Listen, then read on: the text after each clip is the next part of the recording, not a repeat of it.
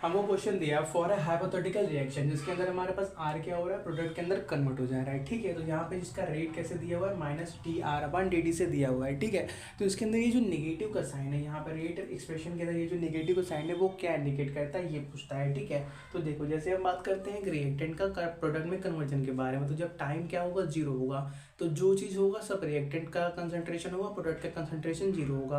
और जैसे जैसे टाइम आगे बढ़ेगा तो प्रोडक्ट का कंसंट्रेशन बढ़ता रहेगा और रिएक्टेंट का कंसंट्रेशन कम होता रहेगा। तो अगर हम बात करें रिएक्टेंट के अंदर चेंज के बारे में, चेंज इन कंसंट्रेशन के बारे में, तो देखो इससे इनिशियली क्या था, वो अपने मैक्सिमम कंसंट्रेशन पे था, टाइम आगे बढ़ रहा है तो उसका कंसंट्रेशन कम हो रहा है, तो फाइनल माइनस इनिशियल करोगे तो क्या मिलेगा आपको, नेगेटिव क्वांटिटी मिलेगी। लेकिन रेट कैसा होता है, रेट हमेशा पॉजिटिव मेजर किया जाता है। रेट मतलब क्या, किसी भी चीज़ की स्पीड बोल दो तो वो हमेशा हम पॉजिटिव ही बताते हैं। निगेटिव स्पीड का मतलब कुछ नहीं होता, निगेटिव स्पीड का मतलब डिक्रीज बोल सकते हो। लेकिन कोई अगर बोल दे कि कोई बाइक -5 किलोमीटर पर आवर से चल रही है तो इसका कुछ मतलब नहीं होता। आप ऐसा बोल सकते हो कि कोई भी बाइक है वो 100 किलोमीटर पर आवर से चल रही थी, उसने क्या किया, अपना स्पीड -5 किलोमीटर पर आवर कम करना स्टार्ट कर दिया, ऐसा बोल सकते हो। लेकिन सिर्फ ऐसा बोलना कि बाइक -5 किलोमीटर पर आवर से चल रही है, ये गलत बात है। उसी तरह रेट को भी निगेटिव बताना गलत बात है। ठीक है, इसलिए हम क्या करते हैं, एक एक्स्ट्रा निगेटिव मल्टीप्लाई करते हैं उसके चेंज को पॉजिटिव बनाने के लिए।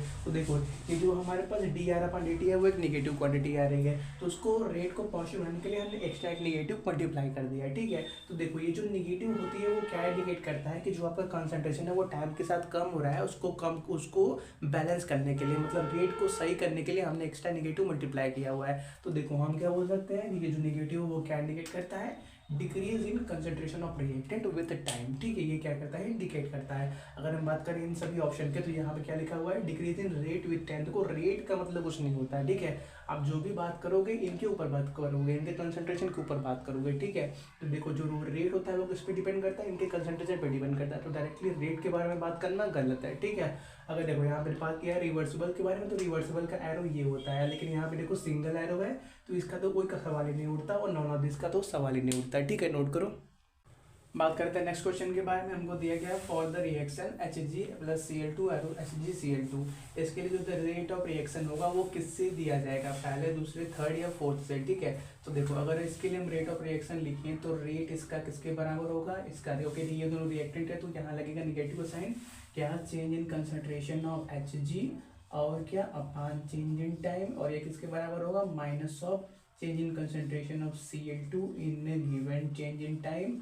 और ये किसके बराबर होगा, प्रोडक्ट के बेसिस पे लिखे तो प्रोडक्ट में क्या होगा, प्लस का साइन रहेगा, change in concentration of HgCl2 in a given interval of time. ठीक है, तो अगर आपने ऑप्शन को चेक करें तो ये तीनों हमारे पास करेक्ट है, मतलब करेक्ट ऑप्शन कौन सा हो जाएगा, डी, ऑल ऑफ दिस। ठीक है, और देखो हमारे पास ये जो तीसरा क्वेश्चन है इसके अंदर क्या दिया हुआ है, कोई भी एक रैंडम से एक रिएक्शन हो रहा है A+B, जिससे क्या C+D बन रहे हैं, तो उसके लिए क्या किया, उसने 4 कर्व बनाए हैं। ठीक है, तो आपको वो कर्व फाइंड करना है जो क्या डिपिक्ट करता है variation of concentration of product, जो क्या प्रोडक्ट का कंसंट्रेशन जो चेंज हो रहा है उसको डिपिक्ट करता है। ठीक है, तो देखो पहला कर्व कौन सा है, ये वाला, दूसरा कौन सा है, ये स्ट्रेट वाला, तीसरा कौन सा है, ये वाला, और चौथा कौन सा है, ये जो हल्का सा ऐसे कर्व की तरह 4 बार मूव किया है वो है चौथा कर्व। ठीक है, तो देखो अगर हम बात करें प्रोडक्ट के बारे में, तो प्रोडक्ट का कंसंट्रेशन क्या होता है, टाइम के साथ बढ़ता है। ठीक है, देखो पहले कर्व की बात करें तो पहले कर्व का कंसंट्रेशन इस शुरुआती जब टाइम क्या है, 0 है तो मैक्सिमम है,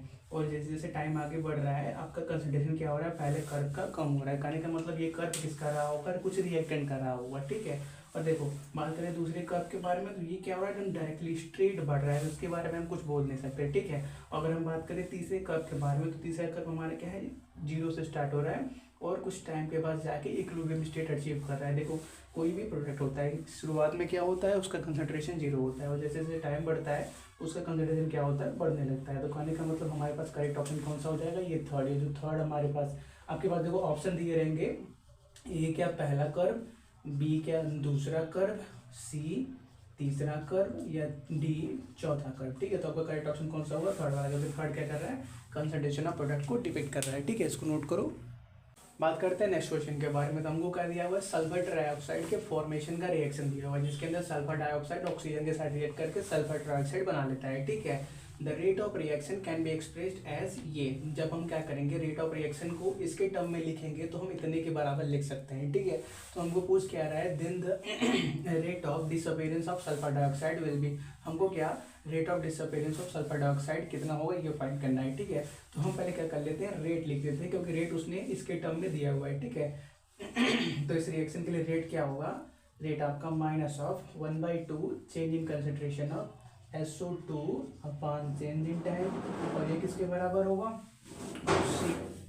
ऑक्सीजन का कोफिशिएंट कितना है 1, तो simply minus of change in concentration of O2 in a given time, ठीक है। और ये भी यही किसके बराबर होगा 1/2 change in concentration of SO3 in a given time. तो देखो उसने सल्फर ट्राइऑक्साइड के बारे में बात नहीं किया हुआ है, उसने इसके ये जो SO2 अपान चेंजिंग टाइम मतलब इसका जो डिसअपीयरेंस है उसको हमको फाइंड करना है, ठीक है। तो देखो डिसअपीयरेंस का मतलब कोई भी चीज़ कितनी जल्दी से गायब हो रही है, ठीक है। तो हमको क्या निकालना है, हमको फाइंड करना है change in concentration of sulphur dioxide in a given time. तो ये किसके बराबर होगा, हमको देखो ये वैल्यू दिया हुआ है, तो उन 2 को क्या कर सकते हो, उधर मल्टीप्लाई 1/2 को उधर मल्टीप्लाई, सॉरी -1/2 को उधर मल्टीप्लाई कर सकते हैं। तो माइनस माइनस क्या हो जाएगा, कैंसिल हो जाएगा, और क्या यहाँ पे 2 मल्टीप्लाई में चला जाएगा, ठीक है।